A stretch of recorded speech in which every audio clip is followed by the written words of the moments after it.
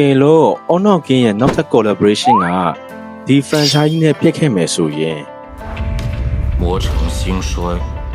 与我何干？ အခုပြောရမယ့်အကြောင်းအရာတွေကတော့ကျွန်တော်ရဲ့အမြင်သက်သက်ပဲဖြစ်ပါတယ်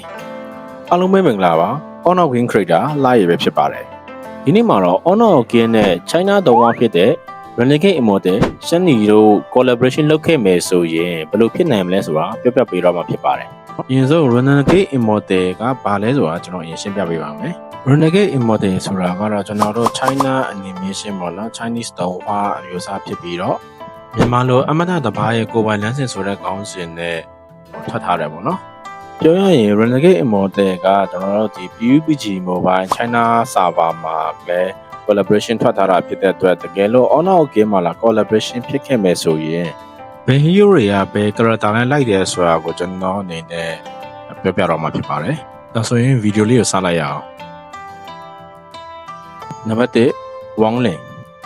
ပြောရရင်ဝမ်လင်နေတဲ့ကသူ့စီမှာစကေးပေါ့နော်စပိတ်တွေတော်တော်များတာဖြစ်တဲ့အတွက်သူ့အနေနဲ့ကျွန်တော်တို့စဉ်းစားမိတဲ့ဟီးရိုးတွေက3ယောက်ရှိတယ်။အဲ့ရကတော့ခုံမီခိုင်နဲ့ကျွန်တော်လီရှင်းတို့ပဲဖြစ်ပါတယ်။ခိုင်အနေနဲ့ကအနီးခိုးဆိုပေမဲ့သူ့စီမှာဖောင်ပြောင်းလို့ရတဲ့စကေးတွေရယ်ပြီးရင်ကျွန်တော်ဒီ best damage ပြီးလို့ရတဲ့စကေးတွေပါတာကြောင့်ဝမ်လင်နဲ့လည်းတော်တော်လေးလိုက်ဖက်တယ်လို့တော့ထင်တယ်။ခုံမီအနေနဲ့ကအဝေးဖြစ်တယ်ဆိုပေမဲ့လည်းသူ့ရဲ့ ultimate point ထောက်တဲ့ skill တွေရဲ့ပြီးရင် teleport လုပ်တဲ့ skill တွေကလည်း one lane စီမှာရှိနေတာဖြစ်တဲ့အတွက် one lane နဲ့လည်းတော်တော်လည်းဖက်မှုရှိရလို့တော့ထင်တယ်။နောက်ဆုံးအနေနဲ့လီရှင်းကလည်း fauna မျိုးပြောင်းလို့ရတယ်ပြီးတော့ကျွန်တော်တို့ဒီအဝေးဘက်ကအနိခုတ်မှာကစားလို့ရတာဖြစ်တဲ့အတွက် one lane နဲ့တော်တော်လေးလိုက်ဖက်မှုရှိရလို့တော့ကျွန်တော်ထင်တယ်ပေါ့နော်။နောက်ထပ် one lane နဲ့ဘယ် hero တွေလိုက်ဖက်မှုရှိလဲဆိုတာကောင်းမှရေးထားပေးကြပါဦးနော်။နံပါတ်1 remove one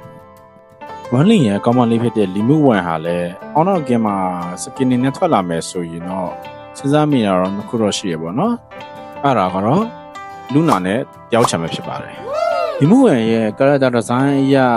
Luna နဲ့ဒီတယောက်ချံကလည်းတော်တော်လေးလက်ဖက်မှုရှိမယ်လို့တော့ကျွန်တော်တို့ထင်တယ်နံပါတ်3 Shuriko Shuriko ကတော့ one link ရဲ့ဓာဝိညာဉ်ဖြစ်ပြီးတော့ပေါ့နော်တော်တော်လေးကိုhype ဖြစ်တဲ့ character လို့ပဲပြောလို့ရတယ်။ Shuriko ရဲ့လက်ဖက်မဲ့ hero ကိုတော့ကျွန်တော်စဉ်းစားလို့မရတာအကြောင်းဒီ brother လို့ပဲဒီစဉ်းစားပြီးတော့ comment မှာရေးထားပေးလို့ရပါတယ်ခင်ဗျာ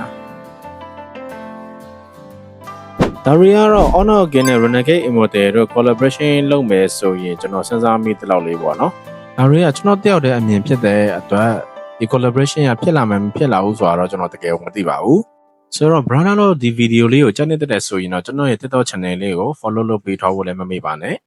ကျွန်တော်တော့ Honor Game Creator လာရပဲဖြစ်ပါတယ်နောက်ဗီဒီယိုမှာပြန်တွေ့ကြပါမယ်ခင်ဗျာ